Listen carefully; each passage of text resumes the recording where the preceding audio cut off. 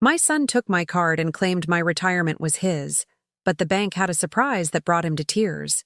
A sentence I never thought would leave my lips. But here I am, heartbroken, and my dignity trampled. Today, I'm going to tell you something I never thought I would share. And if, for 1 second, this sounds familiar to you, I just ask that you hit the like button and subscribe. It will help me keep venting. It was an October Tuesday in Boston, and the golden autumn leaves were scattered across the Commonwealth Avenue Mall like little lost coins. I, Eleanor Hayes, 72 years old, walked slowly toward the bank with my wooden cane, the same one my late husband Arthur had carved with his own hands before he passed. The weight of my years felt heavier that day, not because of age, but because of the invisible burden I carried in my chest. My apartment on Marlborough Street smelled of lavender and coffee, as always. The walls were covered in photographs of my 2 children, David, the oldest, 38, and with that smile that used to melt my heart, and Pamela, my little girl of 35, who barely called me anymore. In the center of the dining room table, resting on the heirloom embroidered tablecloth my mother gave me for my wedding, lay my debit card next to the envelope, where every month I kept the receipts for my retired teacher's Social Security. I had worked 42 years at St. Jude's Prep, teaching mathematics to generations of Boston kids. My wealth wasn't a huge fortune, but my savings in dollars, accumulated cent by cent, represented a lifetime of sacrifices. I had never invested in the stock market or learned about Bitcoin or crypto like the young people do now. My capital was simple but honest. My monthly Social Security check of $200 and savings of $45,000 I had managed to pull together by denying myself small luxuries for decades. That morning, while preparing my simple breakfast of a plain bagel with cream cheese and coffee, I heard the key in the lock. Dave walked in with that familiar ease only children possess when they consider their parents' house belongs to them by right. "Morning, Mom," he said, but his tone lacked the warmth it used to have. His eyes, which once shone with joy when he saw me, now scanned me as if I were a problem to be solved. "Son, what a surprise. Would you like some coffee?" I offered, just as I had thousands of times since he was a child. "Don't have time for that," he answered curtly, heading straight for the table where my card lay. "I came for this." Without any ceremony, he picked up my debit card and put it in the pocket of his designer jacket, one I knew cost more than I spent on clothing all year. "David, what are you doing?" "That's my card," I said, feeling my throat dry up. He turned toward me with a look I didn't recognize. It was the gaze of a stranger, cold and calculating. "Mom, it's time someone responsible handled your finances. You're not in any shape to administer this much money anymore." "This much money? David, it's my retirement, the fruit of my entire working life." "Yes, and that's exactly why you can't keep giving it away to every stray you meet.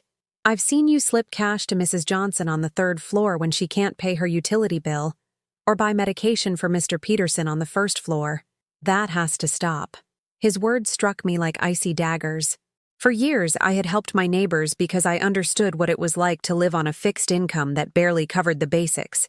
My small acts of solidarity were not waste. They were humanity. They are my neighbors, David. They were good to me when your father died, when I was sick. That's in the past, Mom. Now you need to think about your future and your family's future. "My family?" I asked, though a part of me already dreaded the answer. "Pamela and I have been talking. We think it's best if we manage your money. That way, we can ensure you don't lack anything and we can plan better."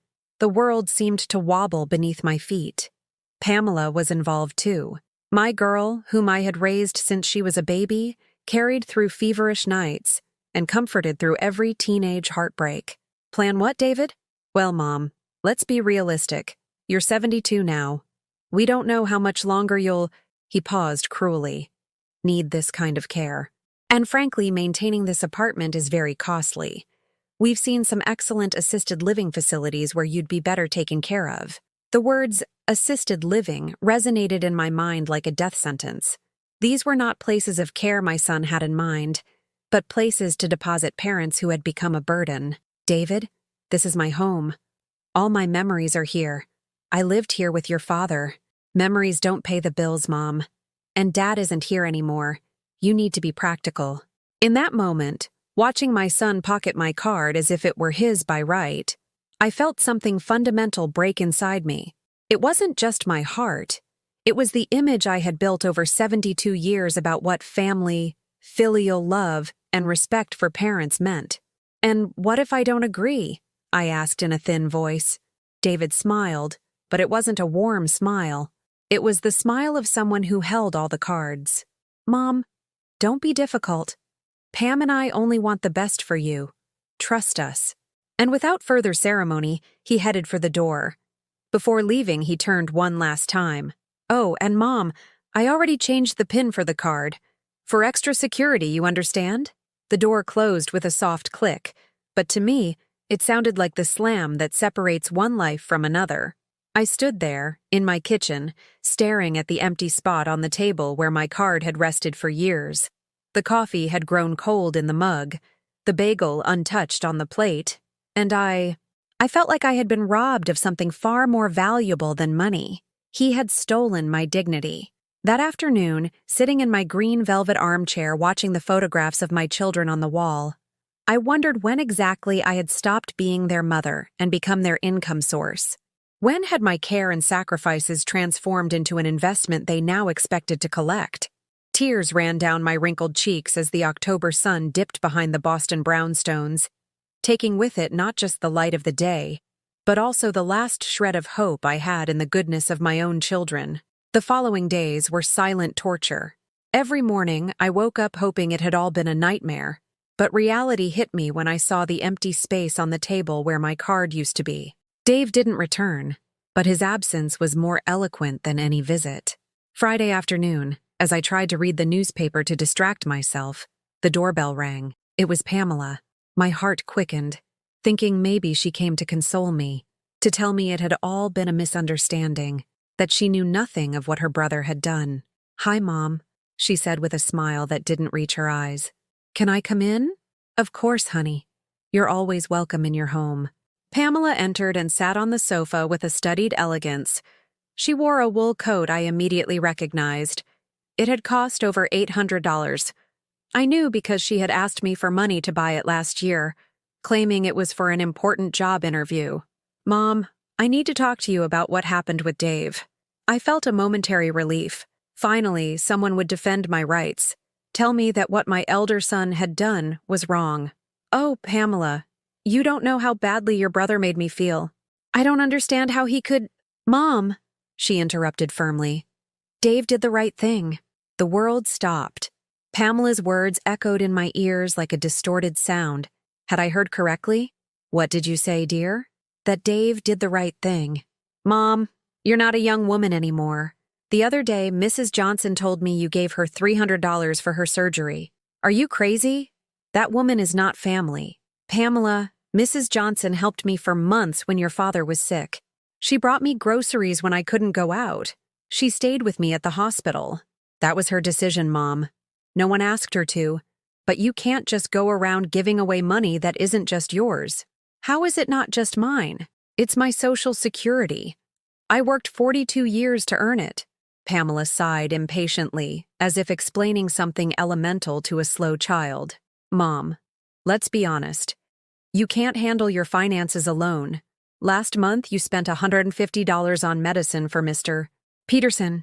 Before that, it was $200 for the family downstairs who lost their jobs. Where is this going to end? It's going to end up helping people who need it, Pamela. It's about being human." "No, Mom. It's going to end up with us not having the resources to give you real care when you need it. Have you thought about that?" Pamela's words hurt more than David's because they were wrapped in a seemingly maternal logic, as if she were the responsible adult and I a capricious old woman. "Besides," she continued, "Dave and I have been reviewing your expenses. Mom, this apartment costs you $650 a month just in HOA fees and utilities. It's too much for one person alone. But all my memories are here, Pamela. You were born here. Memories don't pay themselves, Mom. And frankly, living alone at your age is dangerous. What if you fall and no one finds out? What if you have a health problem late at night?" Every argument Pamela made sounded reasonable on the surface. But underneath, I could feel something darker. the cold calculation of someone who had already decided my future without consulting me. "And what do you propose, honey?" "We've looked at a very nice facility in Weston, the St. Joseph's Residence. It's specifically for seniors. They have activities, 24-hour nursing, prepared meals. You would be much better off there." "Assisted living? Pamela, I don't want to go to a facility." "Mom, don't be selfish. Think about us too. Dave has 2 young kids. I'm trying to buy a condo with Mark. We need our family resources managed intelligently." The word selfish pierced me like a bullet.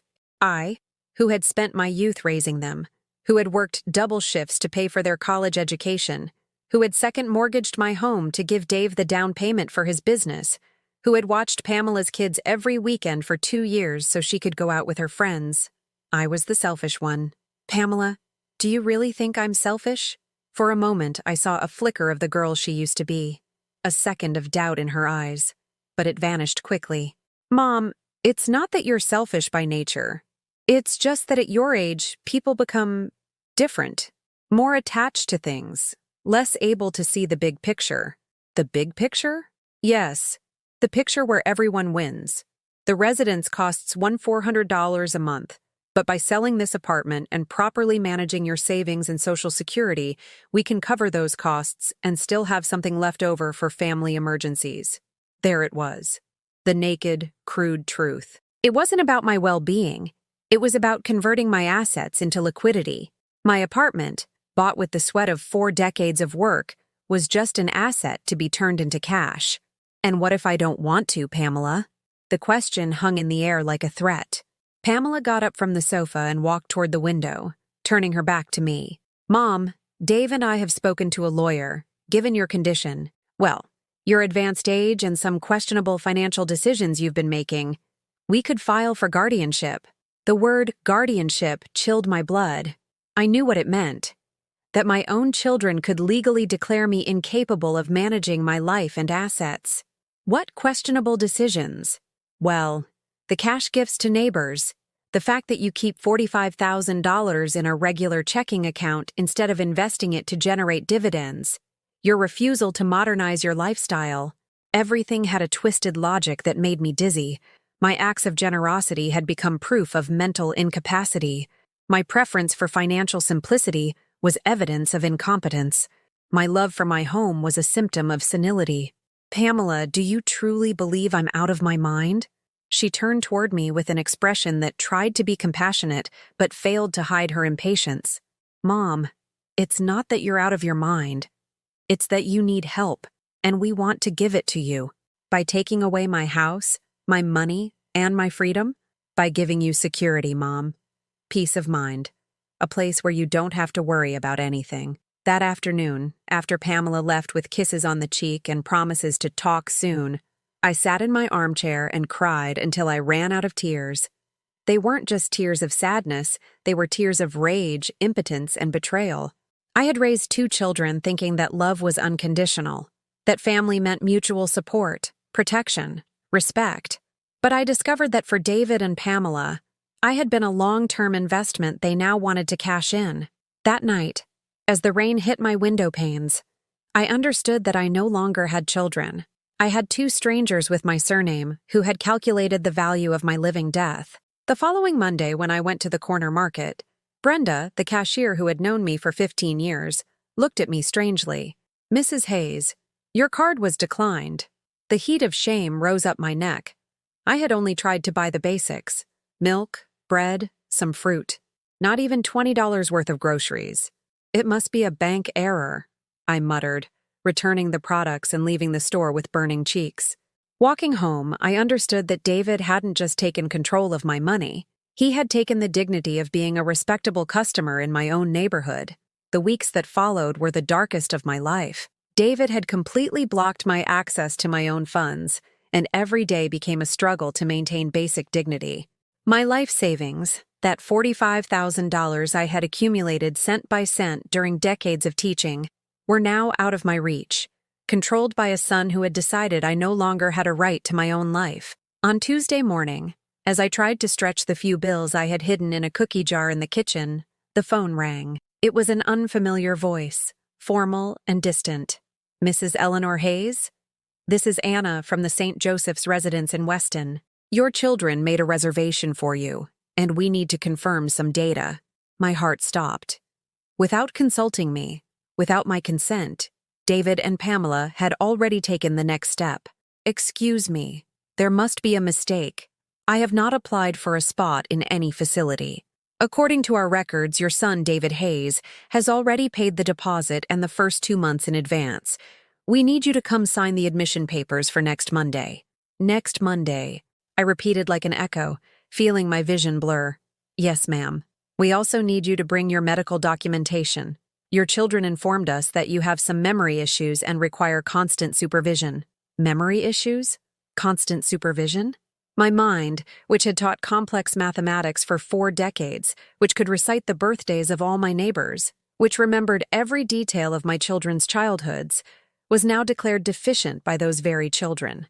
Miss, I think there has been a huge misunderstanding. Don't worry, Mrs. Hayes. It's normal to feel confused at first, but you will be well cared for here.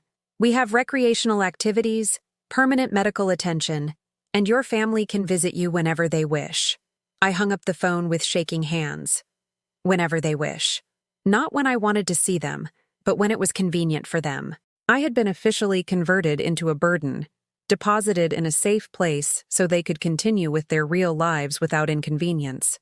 That same afternoon, David appeared at my door with a folder full of documents. He was accompanied by a man in a suit who introduced himself as Mr. Sterling, a family law attorney. Mom, this is Mr. Sterling. He's going to help us make the transition as easy as possible for everyone. What transition? The lawyer smiled that professional smile I'd seen in banks when they explain why you can't access your own money. Mrs. Hayes, your children have explained the situation to me. I understand you are going through a difficult time, but we have prepared everything to ensure your future is secure. David spread the documents on my dining room table, the same table where I had helped my children with their homework for years, where we had celebrated birthdays and holidays, where Arthur and I had planned our retirement dreams. Mom, we need you to sign these papers.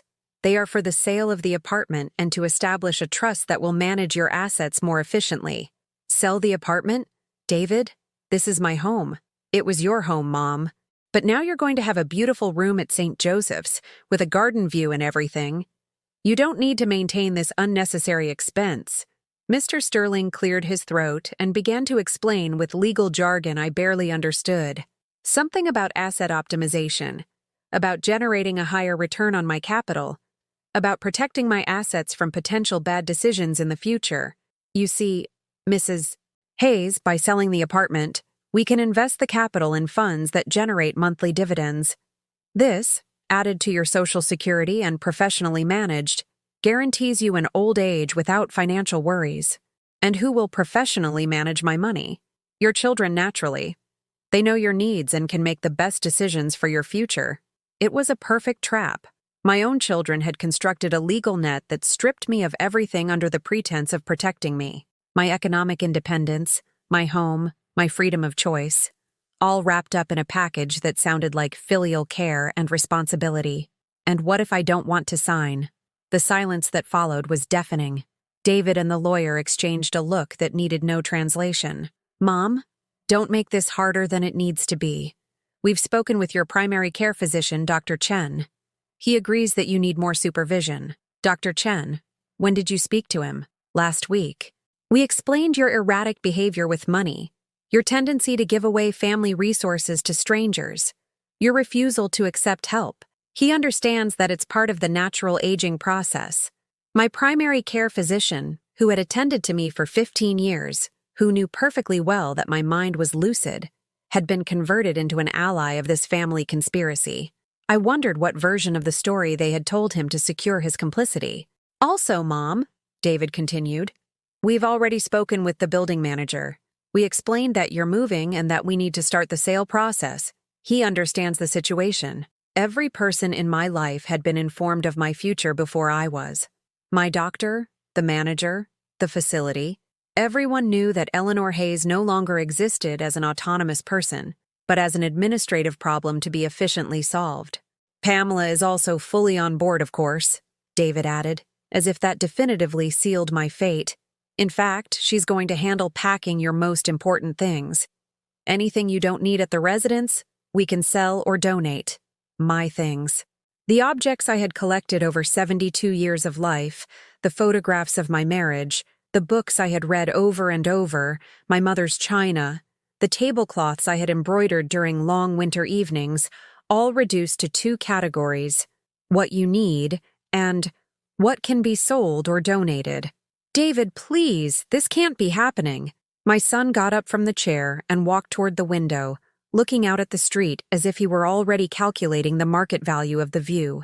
Mom, I understand this is difficult, but sometimes parents have to make difficult decisions for their children's sake. Now it's our turn to make difficult decisions for your sake. The irony of his words broke my soul. For 38 years, I had made difficult decisions for his sake, working double shifts to pay for his private university, second mortgaging the house to finance his first business, watching his young children every weekend so he and his wife could have a social life. Every decision had been a sacrifice made with love. His decisions were calculations made with coldness. Mr. Sterling spoke again with that patronizing tone professionals use when they want to convince you that giving up your life is the most sensible thing you can do. Mrs. Hayes, I understand your reservations. It's natural. But think about it. At the facility, you'll have companionship, scheduled activities, immediate medical attention if you need it. Here, alone in this large apartment, you are exposed to many risks. What risks? Well, a fall, a cardiac problem in the middle of the night, a domestic accident. At your age, any emergency can be fatal if there's no one nearby to help. Everything was designed to make me feel vulnerable, dependent, incapable. My home, which had been my refuge for decades, was now presented as a death trap. My independence was an unacceptable risk. My ability to make decisions was a threat to my own survival. Besides, David added, frankly, Mom, maintaining this apartment no longer makes economic sense. The expenses are too high for one person, and the property value is at its highest point in years. It's the perfect time to sell. There was the naked truth. It wasn't about my security or well-being. It was about liquidating my assets while the housing market was favorable. I was an investment portfolio that had reached the optimal moment to be converted into cash. That night, after they left with the promise to return tomorrow to finalize the details, I sat in my favorite armchair and looked around my home for what I suspected would be one of the last times. Every object told me a story. The vase Arthur had given me on our 10th anniversary, the blanket I had knitted during his long illness, the photographs where my children smiled with genuine love, back when they hadn't yet calculated what my living death was worth. I got up and went to the cabinet where I kept my important documents. At the bottom, wrapped in a silk scarf, was my old cell phone, the one I used before David helped me modernize by buying me a new one. I turned it on with trembling fingers. It still had some battery. It was time to make a call I had been postponing out of pride, fear, or that stupid hope that my children would reconsider and return to being the people I had raised. I dialed the number of my sister Rose, who lived in Chicago, and with whom I hadn't spoken much in recent years, due to old family disputes that now seemed insignificant compared to what I was experiencing. Rose's voice on the other end of the line sounded distant, as if traveling through decades of silence and family resentment that now seemed absurd compared to my current situation. Eleanor, is that you? It's been years since you called, sis. Rose. My voice broke before I could continue. The tears I had been holding back for weeks finally found their outlet. What's wrong, Eleanor? You sound terrible. Between choked sobs, I told her everything. Every detail of David and Pamela's betrayal. Every humiliation. Every document they wanted me to sign. Every right they had snatched away while I slept, trusting that filial love truly existed. Rose listened in silence, interrupting only with exclamations of disbelief that confirmed to me that what I was experiencing was not normal, that my children had become something monstrous no mother should ever face. Eleanor, you need to get out of there immediately. Come to Chicago, stay with me as long as you need. My kids can help you with the legal stuff. Rose, I don't even have money for the train ticket. David has blocked everything. Don't worry about that. I'm going to wire you money right now. Give me the number of an account where you can receive it. I only have the usual account, but David controls it. Do you have an account he doesn't know about? No. Wait. Yes. I have an old savings passbook at the local credit union from when I was working. It only has about $800, but David doesn't know it exists. Rose reassured me with the elder sister's authority she had always possessed. Even when we were children and the world was collapsing over some mischief, she promised that in 2 hours I would have enough money to escape, to think, to catch my breath before deciding how to face the situation. I hung up the phone, feeling for the first time in weeks that I wasn't completely alone in the world. But my relief was short-lived. Looking out the window, I saw David's car parked on the street. He had returned, and this time he brought Pamela with him. The doorbell rang insistently. Then I heard the key in the lock. Of course, they had never returned the copy I had given them years ago for emergencies. Now I understood that I was the emergency they wanted to protect themselves from. "Mom, where are you?" Pamela yelled from the entryway. "In the living room," I replied, quickly hiding the old phone in the armchair cushion. They both walked in with serious faces. Pamela carried a large folder, and David brought an empty cardboard box. "Mom, we need to talk seriously," David said in a tone that allowed no discussion. "Mr. Sterling called us. He said someone tried to access your bank account information last night from a different computer. Have you been talking to anyone about your finances?" My heart raced. How could they know that? I had only called Rose. I hadn't accessed any computer. "I don't know what you're talking about, David." "Mom, don't lie to us. The bank records all inquiries. Someone with your personal information has been digging into your accounts. Have you given your details to anyone?" Pamela sat across from me with the folder open, like a professional interrogator. "Mom, we know you called Aunt Rose last night. Mr. Sterling warned us you might try to seek external help, but that's just going to complicate things for everyone. How did you know I called Rose?" "Mom, your new phone is on the family plan. We can track all the calls you make. It's for security, so we know if you have an emergency." My new phone. The gift David had given me, to feel safer knowing he could locate me. Another instrument of control disguised as filial care. "Look, Mom," Pamela continued, "we understand you're scared. It's natural. But involving Aunt Rose is going to create unnecessary legal issues. She lives in Chicago, she doesn't understand your real situation, and frankly, she's always had a tendency to dramatize things." "Dramatize? Pamela, you are taking away my house, my money, my freedom. We are protecting you, Mom. But if you keep resisting, if you keep looking for external help to sabotage what we're trying to do for your own good, we are going to have to accelerate the process." David pulled more documents from his briefcase and spread them on the table with the precision of someone who had planned every move. "Mom, these are the final papers. You have to sign them today. The buyer of the apartment is coming tomorrow to do the final inspection, and the facility needs payment confirmation before Friday. You've already sold my house? Without my signature? We've signed a pre-contract, Mom. As de facto guardians, we have the authority to make these decisions when there's a risk that the protected person will make decisions that harm their own well-being. De facto guardians. They hadn't even needed a formal legal process. They had created their own authority based on my supposed incapacity, backed by a manipulated doctor and a lawyer who only saw dollars where I saw a destroyed life. "Also, Mom," Pamela added, pulling photographs from a folder, "we've been documenting behaviors that prove you need supervision. Look." She spread several photographs taken without my knowledge on the table. In one, I appeared handing money to Mrs. Johnson in the hallway. In another, helping the elderly woman on the second floor carry her groceries.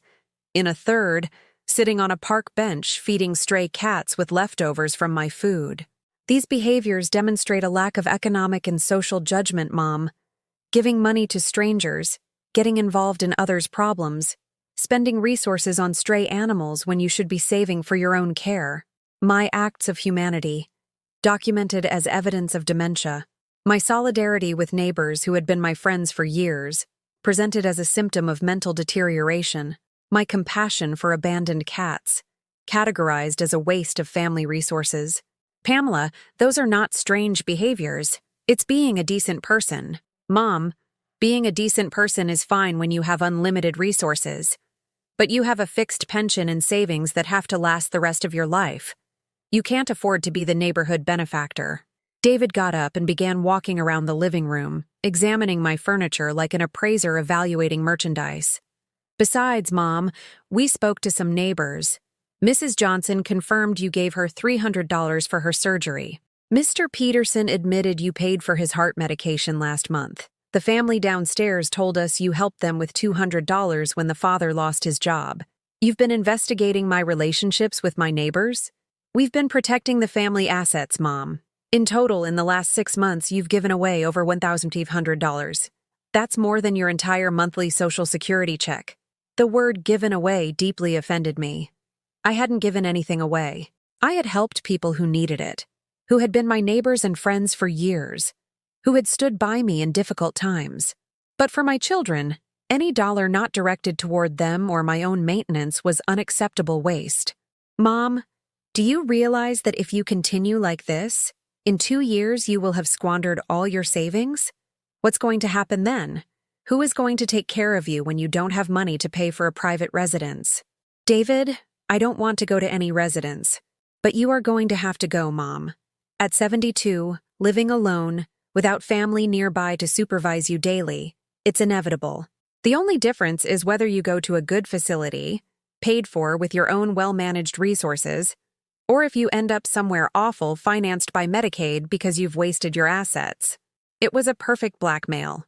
My future was reduced to 2 equally terrible options: surrender my freedom now in exchange for a gilded cage, or maintain my independence until poverty forced me into a much worse cage. Pamela closed the folder with a sharp bang that sounded like a definitive sentence. Mom, let's be clear. Aunt Rose cannot help you because she has no legal authority over your situation. We do.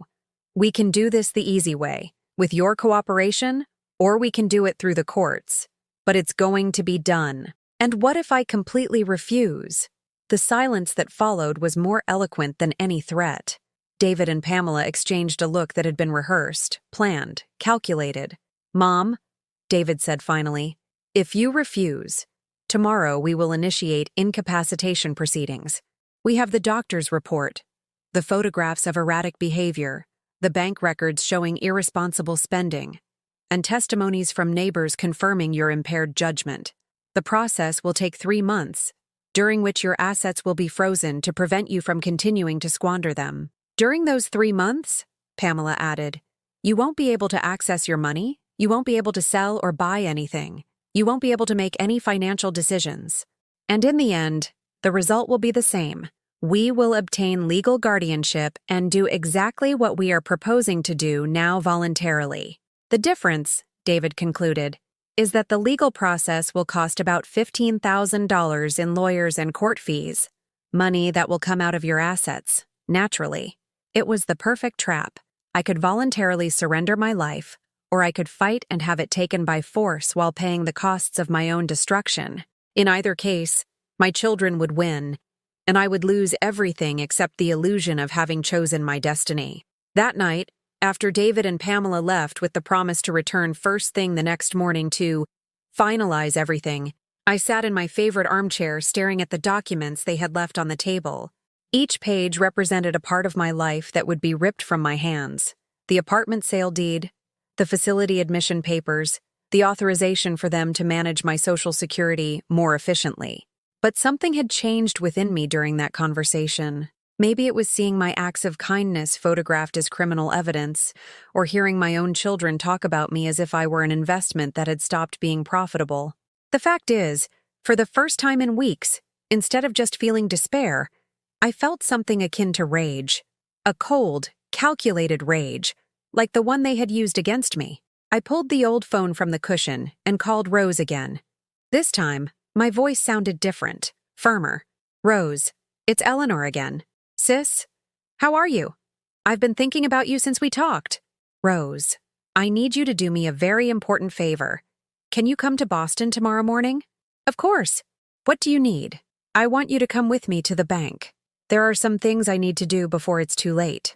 I explained my plan, which had been forming in my mind over the last few hours. Rose listened in silence, and when I finished, her response was immediate. Eleanor, that sounds dangerous. Are you sure you want to face them that way? Rose, I've been good for 72 years, being obedient, putting others' needs before mine. And look where that got me. My own children treat me worse than a stranger. But if they truly can initiate a legal process, let them, but not without a fight, and not without understanding that their mother isn't a senile idiot who is going to be robbed without saying a word. The next morning, Rose arrived on the first train from Chicago. I saw her from the window getting out of a cab with a small suitcase, and that determination on her face that I remembered from our childhood, when she would defend the younger kids from the school bullies. She was 70, 2 years younger than me, but she retained that energy that had always characterized her. She had been a lawyer before retiring, and although her specialty wasn't family law, she knew the system enough not to be intimidated by the Mr. Sterlings of the world. Sister, she said as soon as she hugged me, before we go to the bank, I want to see those documents they made you sign. I spread all the papers on the kitchen table, and Rose reviewed them with the thoroughness of someone who had spent decades reading contracts and looking for fine print. Eleanor, this is a legal scam. They've used your good faith and your mother's love to build a perfect trap. But is what they did legal? Technically, yes, but ethically it's abominable. And there are some things we can do.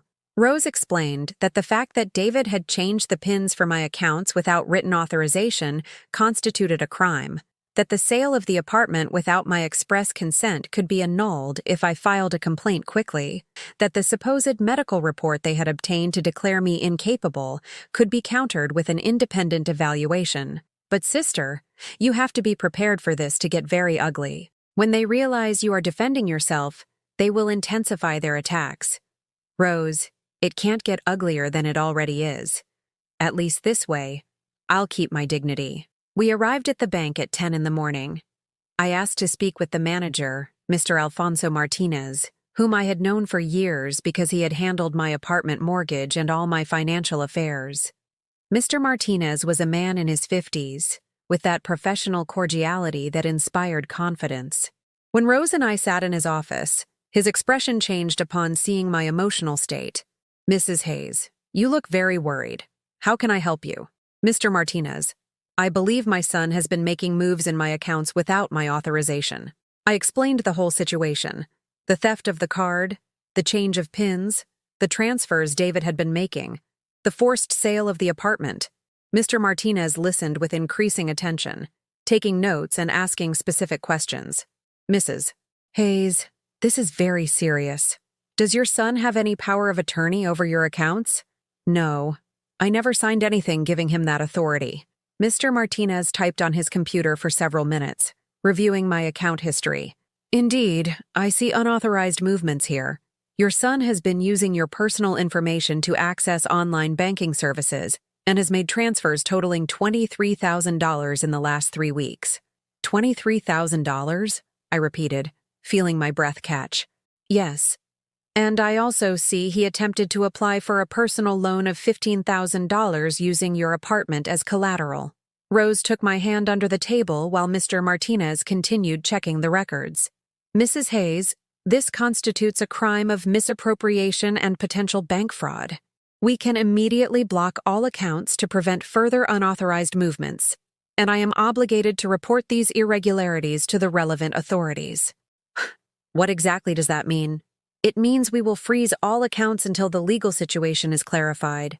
Your son won't be able to make any more movements, but you also won't have access to the funds until a judge determines exactly what happened. Rose leaned forward in her chair. Mr. Martinez, is there any way my sister can access the money she needs for basic expenses while this is resolved?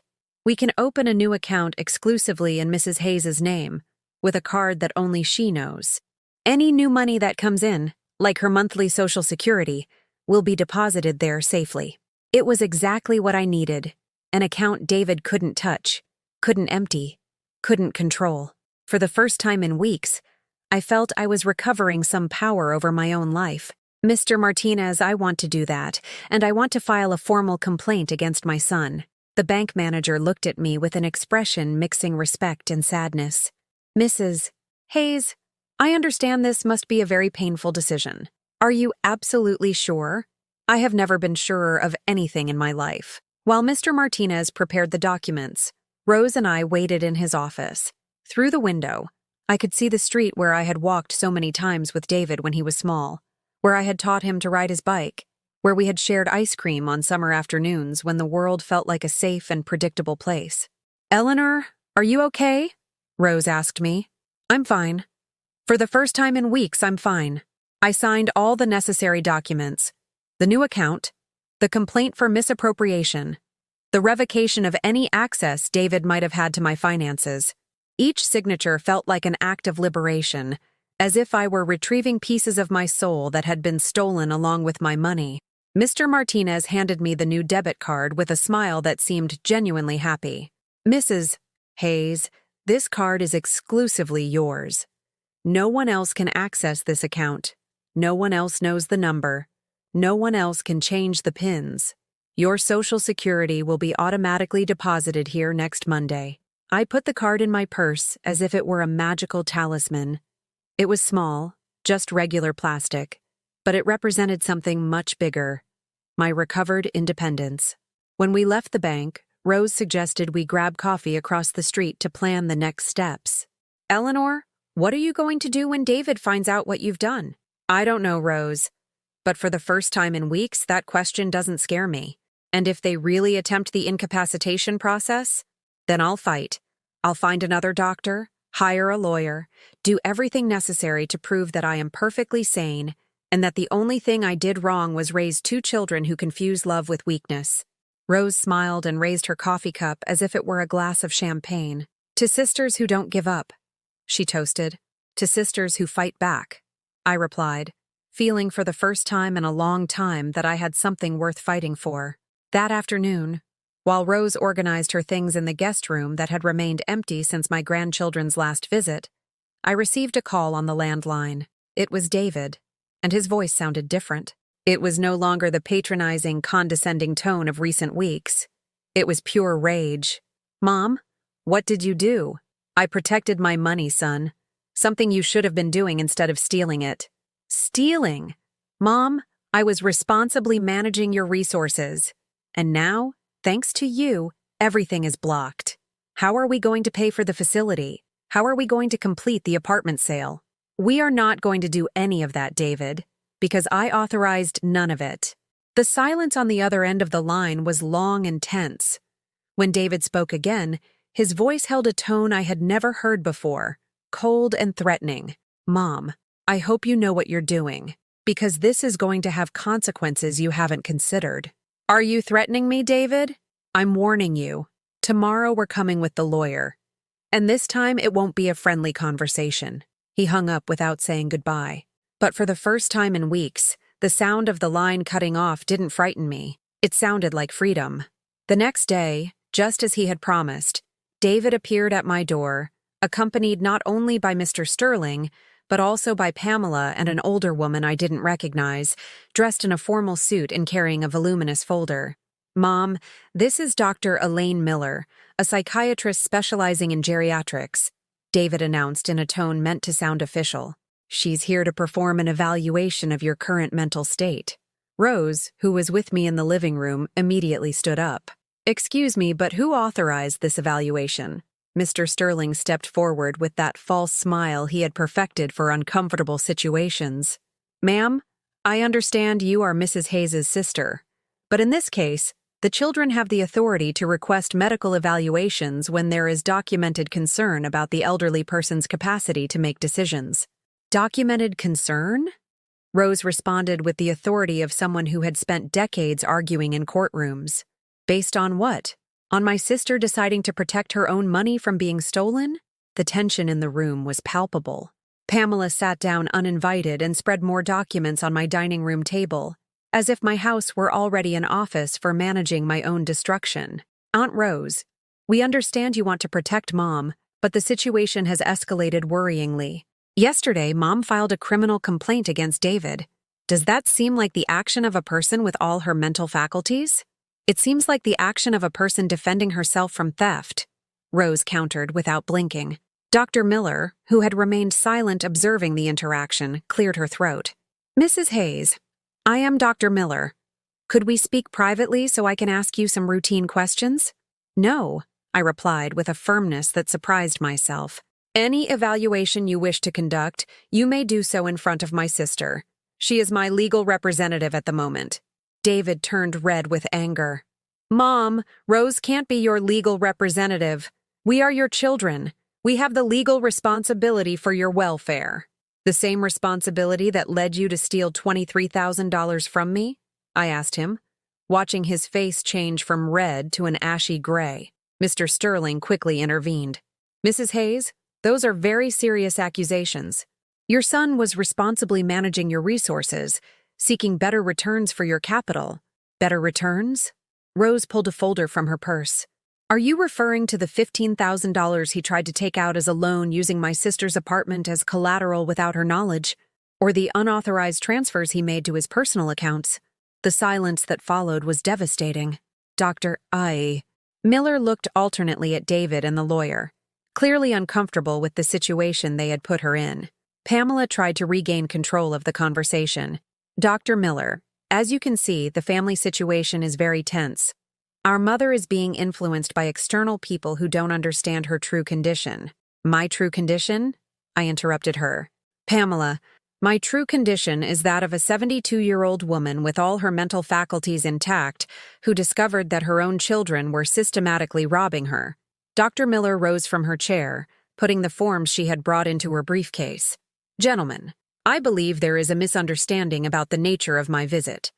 I am here to assess Mrs. Hayes's cognitive capacity, not to mediate family disputes over money, and from what I can observe, the madam is perfectly lucid and coherent in her responses. David stood up abruptly, nearly overturning the cup of coffee Pamela had poured without asking. Doctor, you don't understand the situation. My mother has been displaying erratic behavior for months. She gives money to strangers, refuses to accept help, lives alone in an apartment too big for her. Mr. Hayes, the doctor replied with professional patience. Helping needy neighbors, preferring independence, and choosing where to live are personal decisions, not symptoms of dementia. Your mother expresses herself clearly, recalls specific details, understands the consequences of her actions, and makes decisions consistent with her values. I see no indication of cognitive impairment. Mr. Sterling attempted a new strategy.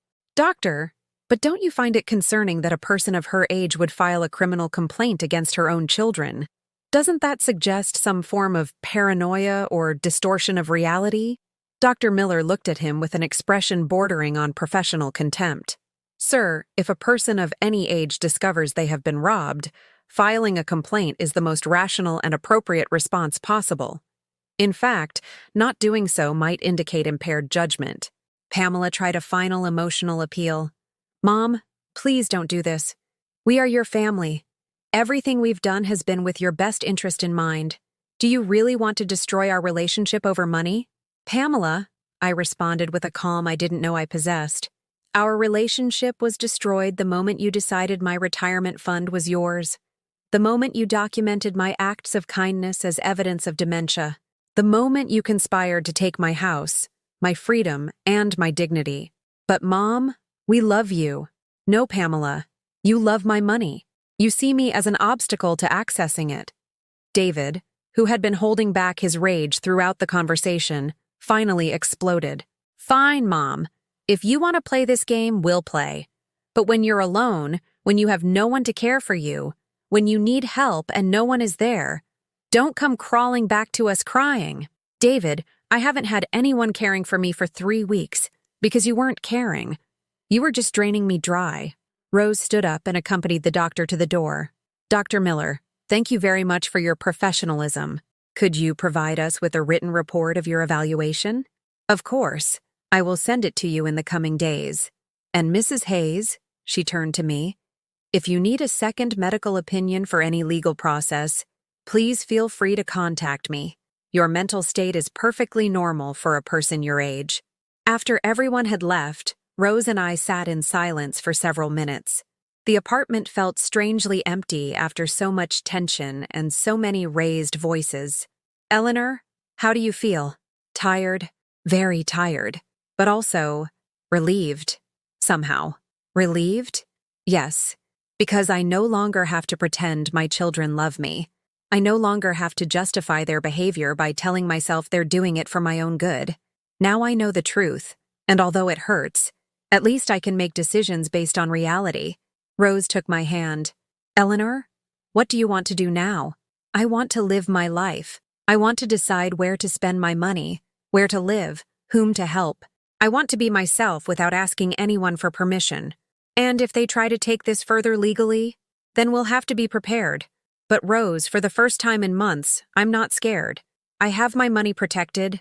I have a medical report certifying my capacity, and I have someone who supports me. That afternoon, while Rose was preparing dinner in my kitchen, just as we used to do when we were girls, I received a call from Mr. Martinez at the bank. Mrs. Hayes, I have news regarding the investigation into your accounts. We have traced exactly where the money your son transferred without authorization went. Where did it go? One part was used to pay Mr. David Hayes' personal debts. Another part was transferred to a joint account he holds with his wife, and a considerable amount was invested in Bitcoin using a cryptocurrency platform. Bitcoin? Yes, ma'am. It appears your son was speculating with your money in the crypto market. Unfortunately, according to our records, those investments have lost approximately 40% of their value in the last 2 weeks. The world wobbled beneath my feet. Not only had David robbed me, but he had lost much of that money gambling on investments I never would have authorized. Mr. Martinez, what does that mean for recovering my funds? It means recovery will be more complicated. We can trace the direct transfers and force their return, but the money lost in cryptocurrency, that will be harder to reclaim. I hung up the phone and sat in my armchair, feeling the full weight of the betrayal. Not only had they robbed me, but they had played with my life savings as if they were casino chips. Rose sat beside me. What happened? David gambled my money on Bitcoin and lost it. Rose held me as I cried, not from sadness, but from a rage so pure that its intensity surprised me. Eleanor, we are going to recover every dollar we can, and we are going to make sure David understands the consequences of what he has done. Do you know what hurts the most, Rose? What? For 72 years, I thought I had raised children, but what I really raised were predators just waiting for the right moment to devour me.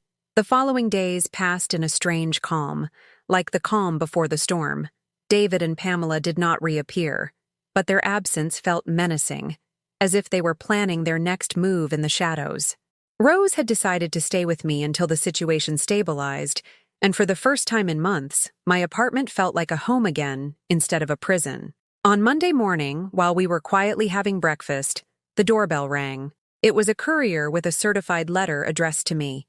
Rose opened it, and her expression immediately changed. Eleanor, it's a court summons. David has formally initiated the incapacitation proceedings. I read the document with trembling hands. The legal language was intimidating, full of terms that turned my life into an administrative file. According to the papers, I was a person in a vulnerable situation who required urgent patrimonial protection due to erratic financial behaviors that risked her economic resources. Rose, what exactly does this mean? It means we have 30 days to prepare a defense. But Eleanor, don't worry. We have Dr. Miller's evaluation, the bank records showing David stole from you, and testimonies from neighbors who can attest to your normal mental state. That same afternoon, Rose accompanied me to the office of a family law specialist she had contacted through her old colleagues. His name was Alan Foster. He was about 40 years old and had that contained energy of someone who has seen enough injustices to take them personally. Mrs. Hayes, I've reviewed your case and I want to be completely honest with you. Your son has constructed a very well-planned legal strategy.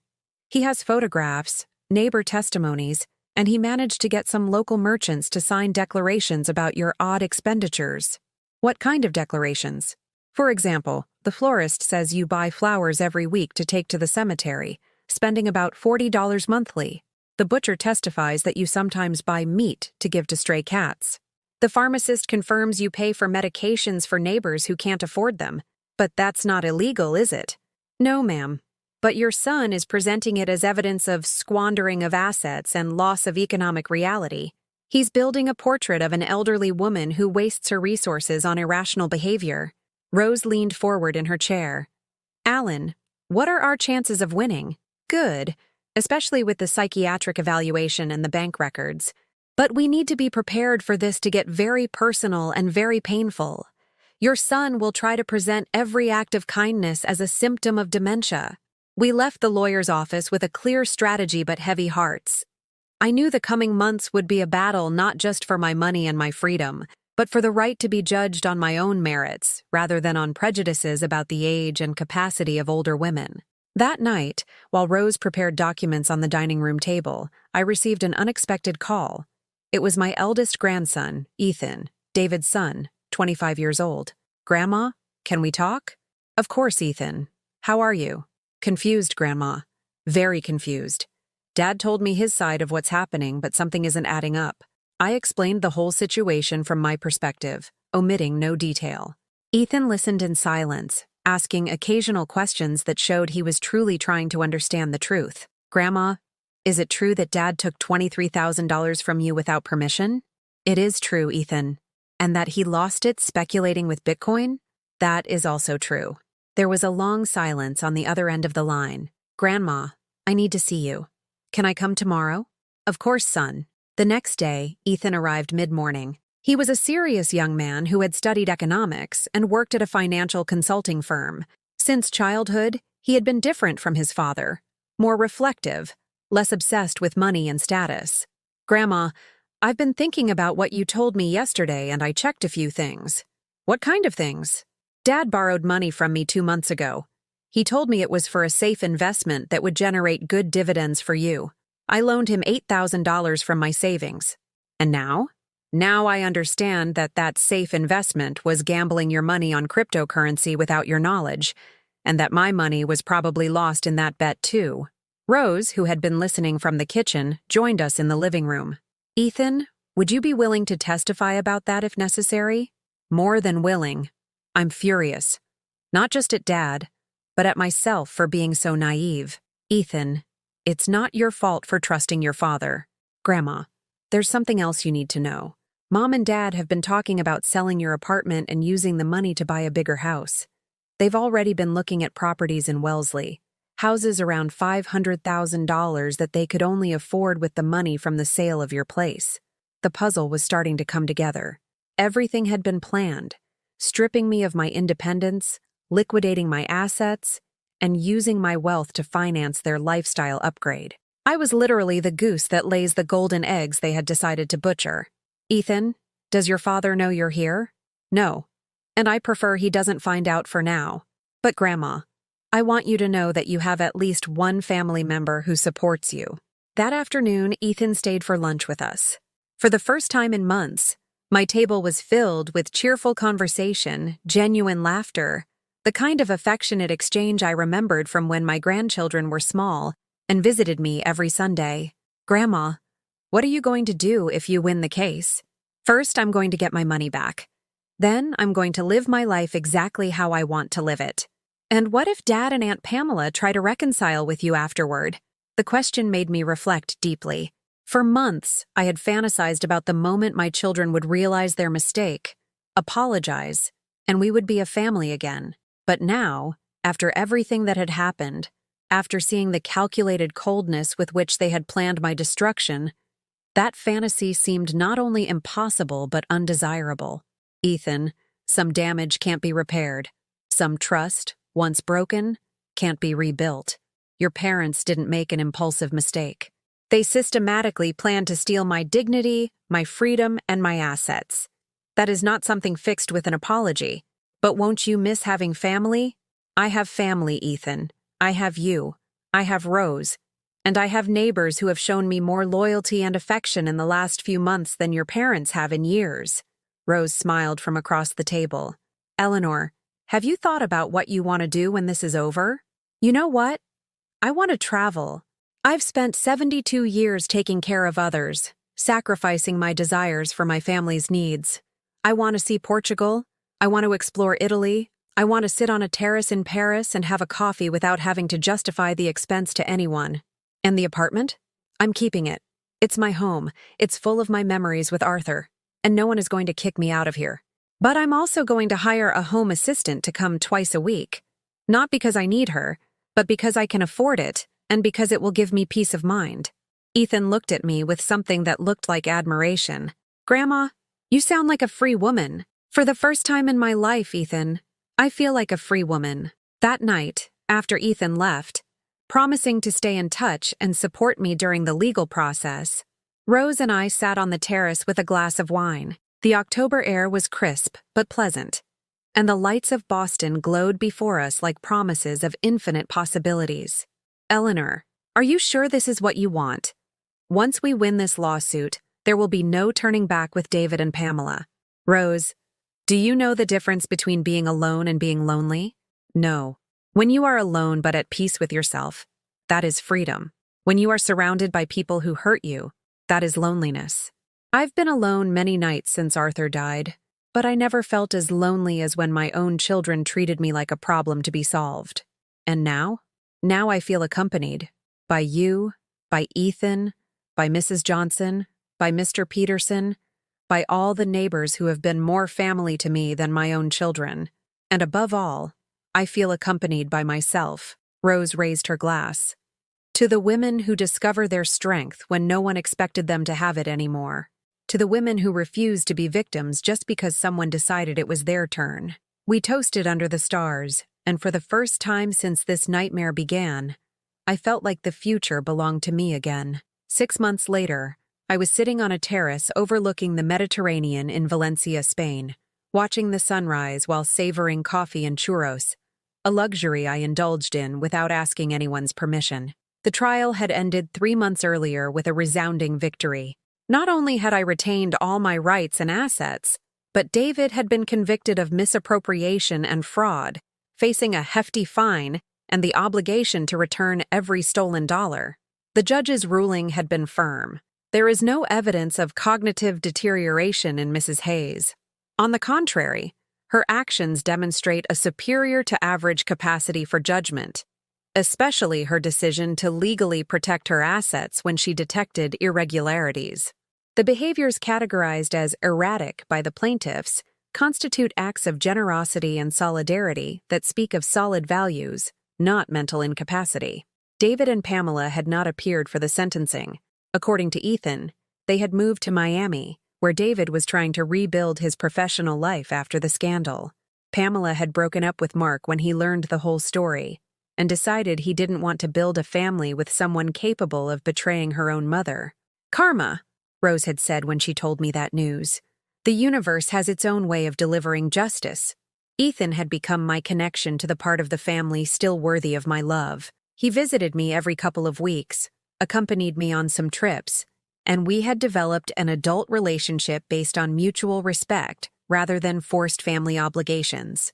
He had recovered his $8,000 thanks to the court order, and had invested that money in a conservative fund that generated modest but safe dividends.